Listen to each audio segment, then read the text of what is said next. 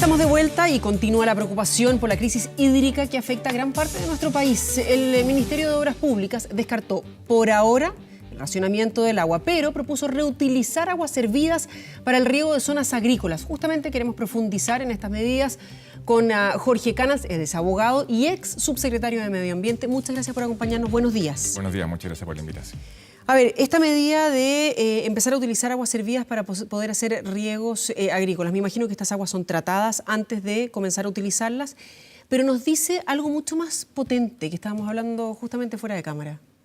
Bueno, claro, nos dice que ya el agua, el problema de racionamiento, de la escasez del recurso hídrico se instaló como un problema central para el futuro del país, para su desarrollo, para su viabilidad. O sea, cuando ya hablamos de nuevas formas y nuevas fuentes para encontrar el recurso, para usarlos, que ya estamos en una etapa muy crítica, que requiere un esfuerzo conjunto y de un debate que vaya más allá de las polémicas y de aquello que llama más la atención los medios de comunicación. Estamos entrando en un punto cero, hablamos un poco de eso, que va a significar que el país en su conjunto asuma el tema del agua como la prioridad, obviamente vinculado al cambio climático, obviamente vinculado al desarrollo productivo, pero va a ser el agua y en mi opinión, digamos, su priorización para el consumo humano y para el riego de actividades que tienen que ver con el sustento de la población, el centro de la política que haya de discutirse.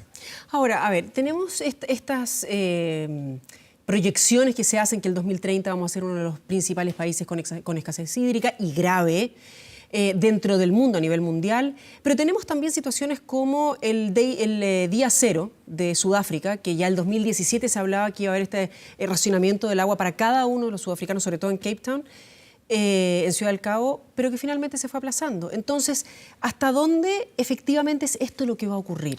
Bueno, como tú bien dices, en Ciudad del Cabo, después de 4 años previos de una sequía, nosotros llevamos 10 años, ¿no es cierto? Una mega sequía, así lo han denominado los científicos y científicas de la Universidad de Chile y otras universidades, que no tiene parangón en los registros. Tenemos registros sobre 60 años, e incluso antes, digamos, en comparación con el 1928 o el 24, perdón, y el 68, que fueron años muy secos. Esta sequía, mega sequía, no tiene parangón. Además, la tendencia indica que esa sequía va a permanecer. Obviamente tiene causas naturales, variabilidad climática natural, pero también tiene causas imputables al cambio climático, cambio climático antrópico. Casi un tercio, un 25% se explica por eso. En Ciudad del Cabo, retomando, hubo 4 años previos de sequía, un aumento en la demanda del agua y se produjo entonces el racionamiento. Hasta ahora nuestros núcleos urbanos han resistido bien. La infraestructura ha demostrado ser de alguna forma resiliente a estas condiciones climáticas que se han ido intensificando con el tiempo. Pero sin perjuicio de ello, sin perjuicio que el ministro de Obras Públicas haya descartado el tema de racionamiento por esta temporada, las condiciones que rodean la prestación del servicio de agua potable están presionando el recurso de una forma que no habíamos visto antes. Chile, como tú bien señalaste, va a estar dentro de los 18 países que tienen más estrés hídrico del mundo. Uno de los principales efectos, lo sabíamos de antes, del cambio climático va a ser la presión sobre el recurso hídrico. Entonces, estas condiciones son muy nuevas para la institucionalidad que tenemos respecto a la gestión del agua. A ver, pero cuando hablamos de cambio climático y hablamos de sequía y de la situación, cómo se va acercando además a nuestros días, o sea, en algún minuto se hablaba del 2050, hoy el 2030 está ahí a la vuelta de la esquina, o sea, son 10 años en definitiva. Hay quienes también dicen, y se ven grandes líderes mundiales decir, no, si no existe esto del cambio climático, son ciclos del mundo y del planeta que se van cumpliendo. Y vemos también el ejemplo, en este caso sudafricano, que después de que de verdad iba a haber una cantidad de agua per cápita que se iba a poder usar de manera diaria, que era bastante reducida respecto de lo que se usa en países como Estados Unidos, y ese límite se fue corriendo y corriendo sin que se haya puesto a llover de una manera muy distinta. Entonces, ¿qué tanto es que el tema como que se instala, se pone de moda para aquellos que no lo creen, y que tanto es realidad, es verdad, y que no es que seguimos caminando hacia esa fecha, sino que ya vamos empezando con el trote? Bueno, hay un consenso científico bien macizo y contundente respecto a esas posiciones negacionistas del cambio climático. Una cosa es negar el fenómeno, como hay ciertas voces que son voces minoritarias, y otra cosa es, que es muy legítimo, evaluar la rigurosidad de las predicciones que puedan hacerse en términos climáticos y en términos del impacto en las distintas instituciones. El fenómeno existe, eso hay un consenso científico, existen los informes del IPCC, que son paneles de miles de científicos y científicas de todo el mundo que establecen ciertos consensos. Me parece que discutir respecto a eso es hacerle el juego a posiciones que uno podría incluso asimilar a los terraplanistas, ¿no es cierto?, que creen que la Tierra es plana, porque las redes sociales hoy día permiten argumentar respecto a lo que sea, pero no significa que los argumentos tengan la misma calidad y el mismo peso. Sin perjuicio de ello, evidentemente, las evidencias y los datos empíricos a veces permiten hacer predicciones y a veces no. Ayer una entrevista a Maysa Rojas muy interesante en el Austral de Valdivia, donde ella misma señalaba que hay ciertos fenómenos que no pueden ser imputables aún al cambio climático por la evidencia que hay. Pero el tema de la sequía, de la mega sequía, sin duda, por el tema de que es una de las décadas más cálidas, del déficit de precipitaciones, en parte importante, puede imputarse al cambio climático. Y en la parte que no, a la variabilidad climática natural, son variables tendenciales que van a permanecer en el tiempo. Entonces sabemos que esto va a permanecer, que vamos a tener más agua y eso no es necesario buscar la evidencia científica, es cosa de ver lo que sucede en el Valle del Choapa, por ejemplo, en la cuarta región, lo que sucede en las comunas rurales de Santiago, las 17 de las 52 comunas que están en emergencia hídrica. Es cuestión incluso de sentido común ver cómo se secó, por ejemplo, la laguna de Aculeo, cómo hay sobreotorgamiento de derechos de aprovechamiento de agua, cómo se está sobredemandando el recurso. Entonces, además es una cuestión muy de sentido común, repito, insisto, y no se trata de ser alarmista, no tiene ningún sentido, pero la gracia de esto, la gran gracia, uno, que se puede prever, y la otra gran gracia, dentro de lo malo, es que gran parte del problema tiene que ver con los modelos institucionales y de gestión del agua. Entonces, son cosas que nosotros mismos podemos modificar haciendo uso de la evidencia de la cual contamos y que tenemos disponible. Eso, justamente, cuando hacemos el uso del agua, ¿qué tanto es el doméstico? Que alguien que nos pueda estar viendo en su casa dice, bueno, ok, de verdad voy a tomar conciencia y la típica, ¿no? Cerrar la llave mientras se lava los dientes, racionar el agua cuando se está tratando de lavar, ocuparla de mejor forma. Pero ¿cuánto es un uso doméstico el que se está haciendo de mala manera? ¿Y cuánto es el uso industrial, la gestión del agua?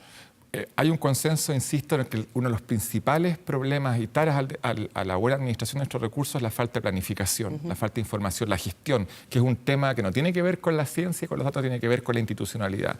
Respecto al consumo del agua potable o para saneamiento rural urbano, según distintas cifras, no alcanza a ser el 10%. La mayor cantidad se usa en la agroindustria, cerca del 70, sobre el 70.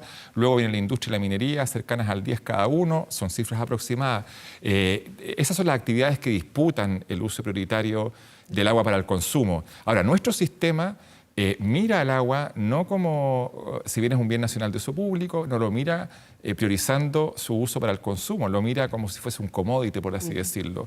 En un principio se asignaron los derechos en forma gratuita, una vez que ingresan al mercado se transan como un bien, digamos, se inscriben y se venden, son fruto de la especulación. La otra vez veía que hoy día un metro cúbico de agua, no sé, la cifra puede costar hasta 68 millones de pesos en zonas donde hay escasez. Entonces, si bien la mayor cantidad de agua no se usa en el consumo, sí por esta situación general está siendo amenazada, no al corto plazo, pero sí el riesgo de racionamiento está. Y aunque fuese mínimo, es la oportunidad de tomar y hacer los cambios profundos que se vienen dilatando por ciertas situaciones y ciertos intereses que los han impedido. Ahora, medidas solas como estas, por ejemplo, utilizar las aguas servidas para el riego, son... No quiero decir suficientes porque no lo son, pero sí son significativas cuando, por ejemplo, vemos que el regadío en algunas comunas se hace y la mitad del agua cae fuera de lo que es un bandejón central, o el riego en los pastos de la vereda, la mitad del agua corre por el lado de las calles. Bueno, es parte de sincerar ciertas cosas. De hecho, incluso en la entrevista de ayer que yo señalaba de Maysa Rojas, ella señalaba también y ponía sobre el debate el hecho de que, por ejemplo, el pasto es una especie que no es propia de nuestro ecosistema, además, que consume muchísima agua. Esto va a significar también modificación de ciertos cultivos. Los cultivos en intensivo en agua van a ir desapareciendo si no acceden a tecnología que haga más eficiente el riego. Entonces, no obstante que estas campañas para el uso racional del agua como consumidor, ducharse menos, no dejar correr la llave, que ayuda, Si no es parte de un enfoque sistémico que incorpore modificaciones institucionales más profundas y mejor gestión del agua, búsqueda de nuevas fuentes, entre otras la reutilización o el reuso de aguas servidas, no solo para el riego, sino que también para el consumo humano como en las otras ciudades, el problema va a seguir siendo el mismo. Obviamente, por sí solo no basta, ayuda, pero una campaña que concientice, que además se echa de menos, igual debiese acompañar a las medidas institucionales que el gobierno ha anunciado. Si no va en conjunto con modificaciones más estructurales, va a ser también una golondrina que no va a ser verano. Justamente con esa golondrina que no va a ser verano, esta medida, y hemos escuchado hablar ya hace un par de años, carreteras hídricas trayendo agua desde el sur de nuestro país, desalinización y ejemplos que existen en el mundo. El presidente Piñera no hace mucho estuvo en Israel, donde estuvo visitando algunas. ¿Cuán necesario tenemos que de verdad, en buen castellano, hincarle el diente a este problema? O sea, ponernos las pilas de verdad. Todo lo necesario, estamos hablando del agua, ¿no? O sea, es la condición de base de la existencia humana y la condición de base de cualquier desarrollo productivo que el país quiera tener para satisfacer las necesidades sociales que el país tiene. Entonces, no basta con poner como ejemplo las nuevas fuentes, las plantas desalinizadoras que se usan, por ejemplo, en la minería. De hecho, hay plantas incluso municipales en La Ligua que tienen un buen resultado. Estos grandes proyectos que recién están ingresando a la unidad de concesiones de carreteras hídricas que buscan incorporar más hectáreas al riego para fomentar y profundizar el modelo exportador, que está muy por verse, digamos. Hay muchas voces que han alertado respecto a los impactos ambientales y a los costos económicos y sociales que tendrían proyectos de esta envergadura, que son gigantes, carísimos, y que significa trasladar agua de una cuenca a otra. ¿Cuáles son los impactos ambientales? ¿Cómo se van a evaluar en la medida que esto resulte? Porque está recién en la etapa que vaya a declararse como interés público en concesiones para después recién licitarse, concesionarse. Esto, si funcionara, estaría en ejecución 2030, si no después, digamos. Entonces, claro, pero para ese momento, supuestamente, según las proyecciones, ya vamos a estar con escasez hídrica extrema. Pero por eso también hay que mirar no solamente el tema de la infraestructura, de embalses, que aseguren el riego, el consumo. Hay otras cosas que tienen que ver con la gestión, que tienen que ver, por ejemplo, con conservar y proteger las cuencas y los ecosistemas hídricos, la recarga de los acuíferos por vías naturales, cómo se administran integralmente las cuencas. Tenemos 111 cuencas, 104 cuencas, no recuerdo bien, de las cuales muchas no sabemos su condición, no sabemos cuánta agua subterránea tiene el país. Esa es una inversión que tiene que ser dirigida por lo público, no por el Estado solamente, pero tiene que ser una planificación pública, invertir muchísima plata, porque esto sin plata no baila el monito en buen chileno. Si no invertimos fondos públicos que no sean solo para la contingencia, que hay que asumirla, forraje para los animales, agua, en camiones aljibes se gasta una brutalidad de plata, más de 90.000 millones de pesos desde el año 2010, en muchas regiones incluso que no están con tanto déficit. Entonces, si no invertimos fondos públicos y que nos duela el bolsillo, invirtiendo para prospección, para planificación, para encontrar nuevas fuentes, este problema lo vamos a seguir teniendo y no nos va a permitir desarrollarnos integralmente, porque si tenemos problemas con el agua, que es una condición basal, repito, la existencia del desarrollo productivo, no hay ninguna posibilidad de plantear los otros desafíos a mayor escala.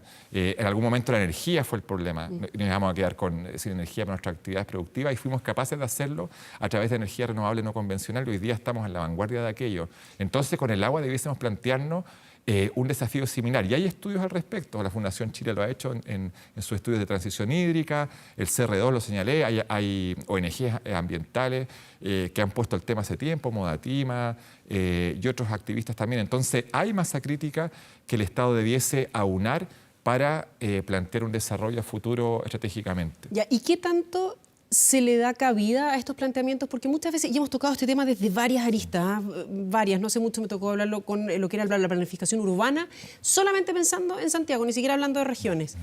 Y cómo no solamente la planificación urbana, nos decía este experto, estaba muy mal hecha, no se había considerado ni las cuencas en la capital, no se considera en este caso las especies de árboles que tenemos, ni el pasto, etcétera, ¿no?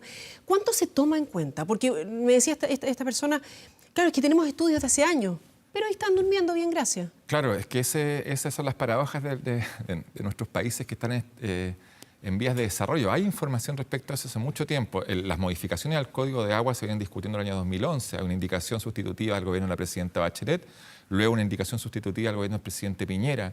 El problema es que la emergencia nos come Hoy día la emergencia es mucho más emergencia que antes, porque es inédito que en la región metropolitana tengamos emergencia agrícola por escasez hídrica en 17 comunas de las 52 en esta fecha.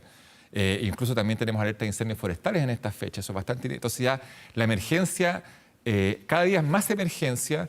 Y una de las cosas que uno pudiese rescatar del anuncio que hizo el presidente de este plan es que enunció, solamente lo anunció, no se ha profundizado la convocatoria de un grupo de expertos y expertas desde todos los ámbitos. En ese grupo ojalá que estuviesen también estas ONG, ojalá que estuviesen estos centros de estudio que llevan hace tanto tiempo investigando, que sea multisectorial y que, lo más importante, que los resultados de esta mesa se traduzcan en políticas públicas, porque muchas veces estas mesas de expertos y expertas que se convocan, cuyos documentos son de alto nivel, quedan solamente como documento y no se traducen por inviabilidad política o por otras prioridades en políticas públicas o en leyes y reglamentos. En este caso es tan urgente que si se queda solamente en el paquete de inversión, no va a pasar nada, así siendo lo más franco posible.